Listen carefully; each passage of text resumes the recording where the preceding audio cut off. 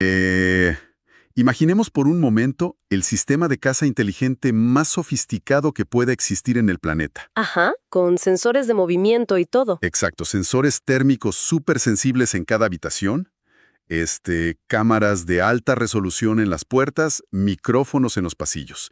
O sea, una red entera. Toda esa red recogiendo terabytes de información física, me imagino, en tiempo real. Tal cual. Y todos esos datos viajan por kilómetros de cableado oculto hasta llegar a un cuarto de servidores súper blindado. Claro. Y ahí, ese procesador central cruza los datos y ejecuta una acción. Digo, bloquea una cerradura o activa una alarma. Es un bucle continuo. Entrada, procesamiento y salida. Exactamente. Y bueno, es fascinante pensar en el nivel de ingeniería de algo así. Pero la verdad es que toda esta tecnología es solo un intento súper pálido de replicar el diseño biológico del que vamos a hablar hoy. De hecho, el texto que estamos analizando hoy, que es el Compendio de Neuroanatomía y Fisiología aplicada a la fisioterapia, nos plantea exactamente ese nivel de complejidad. Es un documento denso, la verdad. Lo es, pero lo que hace que estos esquemas clínicos sean tan atrapantes es que nos obligan a, digamos, abandonar esa visión tradicional y mecanicista del cuerpo humano. Sí, esa idea de que somos solo piezas. Exacto. Quienes estudian este nivel de fisiología ya no ven huesos como palancas o músculos como poleas aisladas. No, se enfrentan a una red de comunicación biológica ininterrumpida. Una red que gestiona electricidad y química en milisegundos. Así es, y nuestra misión en este análisis a fondo no es, ya sabes, recitar partes anatómicas que cualquier estudiante de primer semestre ya se sabe de memoria. Claro, no vamos a leer un glosario aquí. Para nada, la intriga de este texto radica en comprender los mecanismos, o sea, el cómo esta red bioeléctrica dicta hasta el movimiento más pequeñito. Y sobre todo, cómo la fisioterapia utiliza este mapa neuronal para reprogramar casi literalmente el cerebro. Pero bueno, para entender cómo reparar un sistema así, primero hay que entender quién da las órdenes y quién las ejecuta, ¿no? Lógico. Y la literatura es súper clara en eso. Aunque solemos hablar del sistema nervioso central y el periférico como cosas separadas, el compendio subraya que operan bajo una dependencia absoluta. El central procesa y emite, y el periférico transmite y ejecuta. Exacto. Y aquí es donde la paradoja del cuerpo me vuela la cabeza. Si imaginamos que el sistema nervioso central es como el CEO de esta corporación gigante, Un director general súper importante. súper importante. Y es tan invaluable que la evolución dijo, bueno, lo voy a encerrar en un búnker de hueso macizo, o sea, el cráneo y la columna. Sí, y no solo hueso, está flotando en líquido cefalorraquídeo y envuelto en 3 capas de seguridad, las meninges, que son la dura madre, aracnoides y pia madre. Una bóveda perfecta. Pero ojo ahí, el precio de esa seguridad es el aislamiento total. El cerebro, solito, es ciego, sordo y no tiene tacto, Está flotando en la oscuridad absoluta. literal. Entonces depende 100% de sus agentes de campo, que son el sistema nervioso periférico, para saber si, no sé, la mano está tocando una estufa caliente. O si la presión arterial se está cayendo al piso. Y esa dependencia genera un reto logístico masivo para la supervivencia. Claro, el CEO necesita reportes constantes. Exacto. Y por eso la división de tareas es tan tajante. Por un lado tenemos la red somática. Que es la que controla el movimiento voluntario, los músculos, ¿cierto? Así es, la interacción consciente. Pero el componente verdaderamente vital, donde el cuerpo prioriza la eficiencia, es el sistema autónomo o vegetativo. Que es involuntario y opera con un nivel de delegación que de verdad es brillante. O sea, el sistema autónomo se divide en esa balanza clásica, ¿no? Simpático y parasimpático. Sí, el simpático que nos prepara para luchar o huir, disparando el pulso, y el parasimpático que nos relaja y ayuda a la digestión. Pero lo que me llama la atención del compendio es el porqué biológico de esto. Pues el imperativo ahí es limitar la carga cognitiva. Imagínate que ocurre una catástrofe a tu alrededor. Un incendio, digamos. El cerebro tiene que calcular por dónde escapar. Exacto, el procesamiento cortical para eso es astronómico. Si además la corteza tuviera que mandar señales conscientes diciendo, dilata los bronquios, sube el ritmo cardíaco a 150, detén la digestión, Sería un colapso del sistema. habría un cuello de botella terrible. Al delegar todo eso a los circuitos automáticos, el cerebro frontal queda libre para tomar la decisión de cómo sobrevivir. ¡Wow! Es como si el CEO solo apretara un botón rojo de emergencia y los gerentes regionales hicieran toda la microgestión. Tal cual. Pero a ver, esto plantea un reto anatómico interesante para los que nos escuchan. Si la médula espinal es la autopista principal hacia el cuerpo, ¿qué pasa con la cara? Es una excelente pregunta. Digo, matemáticamente sería ridículo que la orden de parpadear tenga que bajar por el cuello hasta la médula y luego volver a subir a la cara. Sería una pérdida de tiempo vital. Y la anatomía resuelve esa latencia con un atajo directo. Los famosos pares craneales. Exactamente. Son 12 vías nerviosas que en lugar de usar la médula, nacen directo de la base del cerebro y el tronco encefálico. Y se enumeran en números romanos, ¿no? Del 1 al 12. Sí, de arriba hacia abajo. Y actúan como cables de alta velocidad. Algunos son solo sensitivos, como el par 1, el olfatorio, o el 2, el óptico. Que mandan la info cruda directo al servidor central. Ajá. Otros son motores y otros son mixtos y súper complejos, como el nervio trigémino, que es el par 5, y da la sensibilidad a la cara. Y el nervio facial, el par 7, que me parece un triunfo de la ingeniería. Sí, el facial es increíble. O sea, el texto detalla cómo ese solo cable controla los músculos para sonreír, pero al mismo tiempo lleva el sentido del gusto desde la lengua. Y por si fuera poco, controla lágrimas y saliva. Todo sin interferencia de señal. Es fibra óptica biológica pura. Aunque, bueno, leyendo el compendio, el par craneal que de verdad rompe todas las reglas es el comodín, el par 10. Ah, ¿el nervio vago o neumogástrico?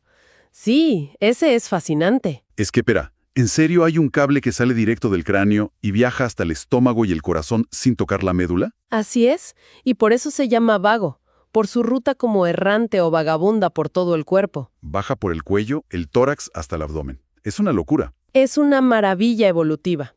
Su importancia clínica es brutal porque es la principal vía del sistema parasimpático que mencionamos antes. El de la relajación. Exacto. Cuando el cerebro nota que el peligro ya pasó, el nervio vago transporta físicamente la señal que frena el corazón y los pulmones. Mantiene la calma en los órganos vitales. Regula todo sin intermediarios. O sea, eso explica por qué respirar profundo te baja el pulso tan rápido. Estás estimulando mecánicamente ese cable en el pecho. Completamente. Ahora bien, si ya entendimos cómo se controla la cabeza y los órganos internos, tenemos que hablar de las distancias largas en el cuerpo. De los brazos y las piernas. Sí. O sea, si necesito mover un dedo del pie o sentir un pinchazo allá abajo, la señal viaja por un solo cable larguísimo, desde el cerebro hasta el pie. No, para nada. Sería súper ineficiente y muy fácil de dañar. Se desgastaría la señal bioeléctrica, me imagino. Exacto. Por eso la neuroanatomía usa vías, que son como puentes físicos o carreras de relevos. A ver, explícanos eso de las vías. Bueno, hay vías sensitivas que van de subida. Un sensor en la piel capta el pinchazo, la señal viaja por el nervio periférico, entra a la médula por la parte de atrás, la raíz posterior. Y ahí hace un relevo, ¿no? Ajá, se une al sistema central y sube a la corteza cerebral para que digas, ¡ay, me pinché! Y la vía motora, la de bajada, que es la que el compendio marca como clave anatómica. Sí, la descendente. Y aquí la analogía de la carrera de relevos es perfecta. A ver si entendí bien. La orden de mover el músculo nace arriba, en la primera motoneurona, en el cerebro. Sí, el primer corredor. Este corredor agarra el testigo, pero solo puede correr por dentro del recinto cerrado del sistema nervioso central. O sea, baja por la médula. Pero no puede salir de ahí. No sale. Llega a una estación llamada el asta anterior en la médula espinal. Exactamente en el asta anterior. Y ahí le entrega el testigo al segundo corredor, que es la segunda motoneurona. Y este segundo corredor sí tiene llave para salir. Este corredor sale de la médula, se convierte en nervio periférico y viaja hasta el músculo para moverlo. ¡Wow!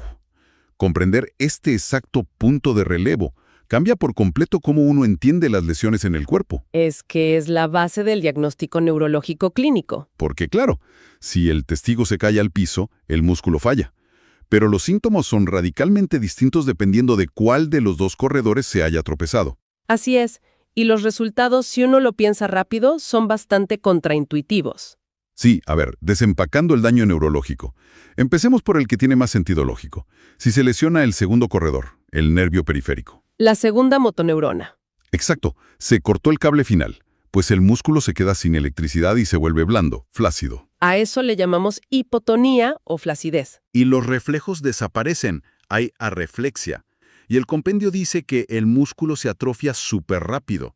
Sí, porque le falta el estímulo constante del nervio para vivir. Se marchita, tiene todo el sentido del mundo. Pero luego, el texto describe el daño en el primer corredor, en la primera motoneurona.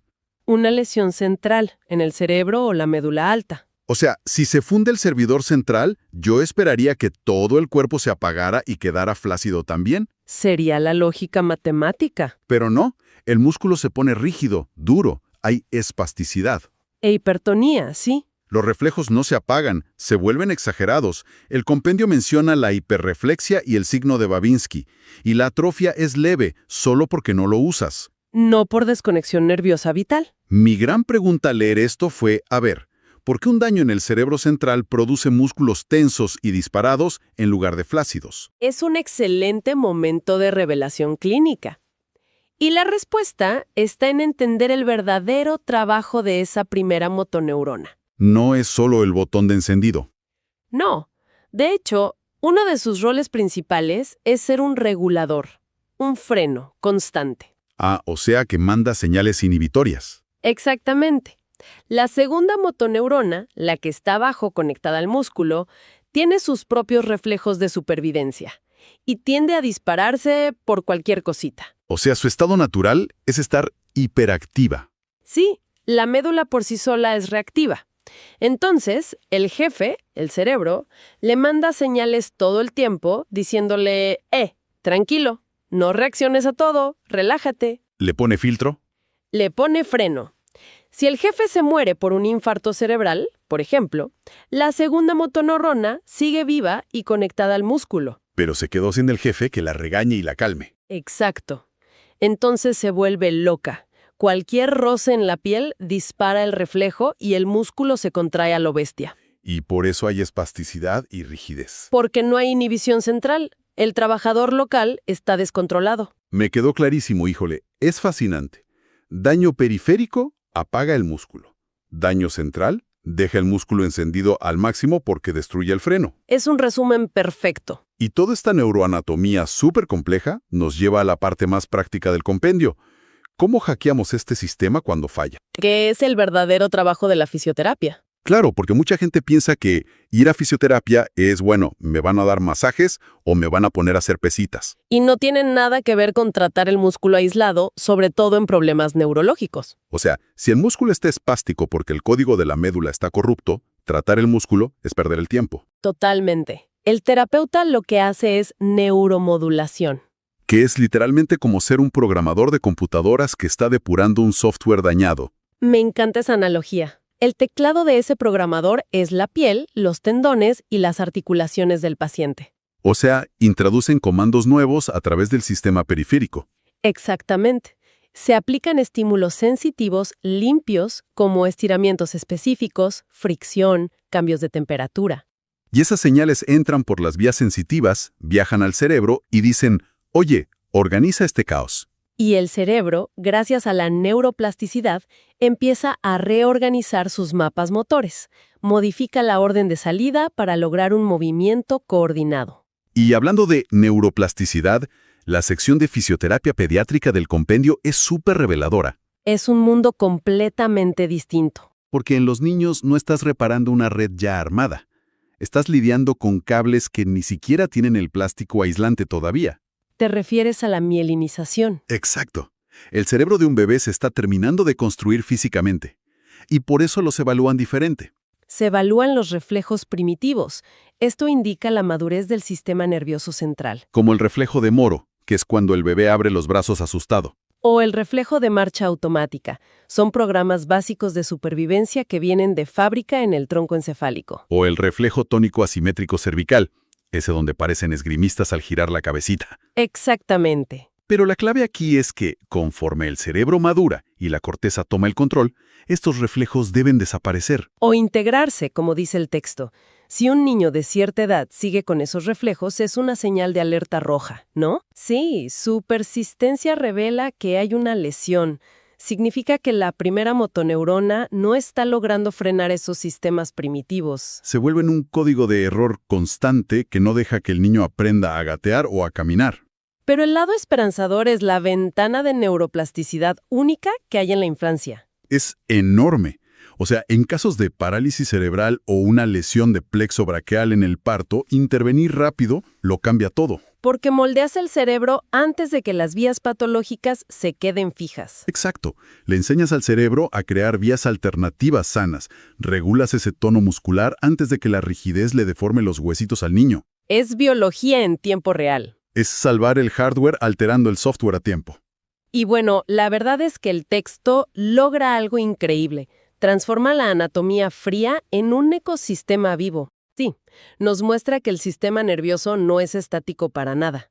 Se adapta constantemente. Y nos enseña que cada roce, cada estiramiento en terapia, es literalmente una conversación bidireccional con el cerebro. Y el terapeuta usa el lenguaje sensorial para hablar con la corteza. Pues creo que logramos la misión de hoy. Desmenuzamos el cableado y vimos cómo se hackea. Ha sido un análisis súper completo de las fuentes. Y para cerrar, me gustaría dejar una idea en el aire para nuestra audiencia, basada en este concepto de la neuroplasticidad y los mapas corticales. A ver, cuéntame. Si la recuperación depende de que el cerebro borre mapas viejos y dibuje unos nuevos cuando recibe el estímulo correcto, Ajá. entonces, si lo pensamos, ¿cuántas limitaciones físicas que tenemos en el día a día, como no sé, dolores de postura o falta de flexibilidad, no son realmente debilidad muscular? ¿Te refieres a que podrían ser solo mapas obsoletos en el cerebro? Exacto. Mapas de mala postura que se programaron por estar sentados mal durante años, pero que el cerebro cree que son normales. Es una perspectiva súper interesante. Sí, o sea, los músculos están bien, pero están obedeciendo a un mapa erróneo, y solo están esperando a que el movimiento consciente mande la señal correcta para reprogramarse. Literalmente, el cuerpo solo va hacia donde la mente ya trazó el camino. ¿Qué frase para cerrar? Definitivamente queda en uno aprender a actualizar sus propios controladores de sistema.